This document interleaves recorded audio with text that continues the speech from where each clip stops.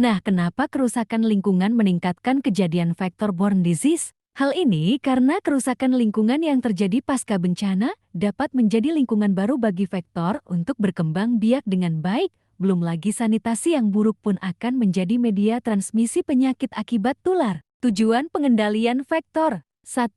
Menurunkan populasi vektor serendah mungkin secara cepat, sehingga keberadaannya tidak lagi berisiko untuk terjadinya penularan penyakit tular vektor di suatu wilayah. 2. Menghindari kontak dengan vektor, sehingga penularan penyakit tular vektor dapat disegah.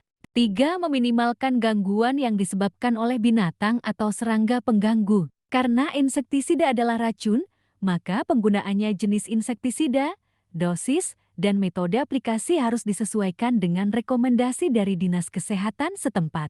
Menggunakan agen biologi seperti predator atau pemangsa, parasit, bakteri, sebagai musuh alami nyamuk seperti ikan pemakan jentik cupang, ampalo, gabus, gopi, dan lain-lain.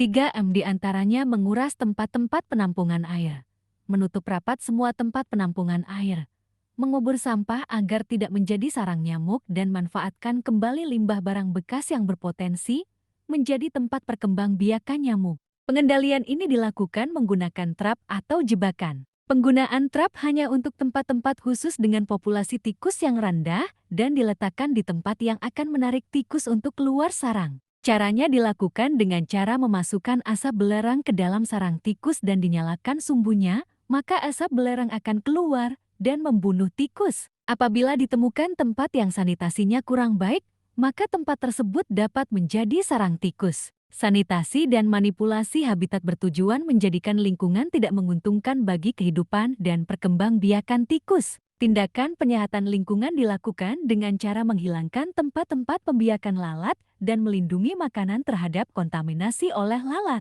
Membasmi larva lalat. Pembasmian ini dapat dilakukan dengan cara kotoran hewan ternak setiap hari diangkat dari kandang lalu disebarkan di atas lapangan terbuka atau ditimbun sebab keadaan kering akan mematikan larva dan bahan-bahan organik yang kering tidak disukai lalat sebagai tempat bertelur. Membasmi lalat dewasa. Untuk membasmi lalat dewasa bisa dilakukan penyemprotan udara di dalam rumah. Penyemprotan dengan 0,1% pyrethrum dengan synergizing agents. Di luar rumah, fogging dengan suspensi atau larutan dari 5% DDT, 2% linden atau 5% melation. Cara pengendalian kecoa menurut Depkes seri 2002 ditujukan terhadap kapsul telur dan kecoa. Pembersihan kapsul telur yang dilakukan dengan cara mengambil kapsul telur yang terdapat pada celah-celah dinding, lemari, peralatan dan dimusnahkan dengan membakar atau dihancurkan. Pemberantasan kecoa secara fisik. Secara fisik dengan membunuh langsung kecoa dengan alat pemukul dan menyiram tempat perindukan dengan air panas. Secara kecoa secara kimiawi. Secara kimia dilakukan menggunakan bahan kimia insektisida, das bubuk, aerosol, semprotan, atau bait umpan.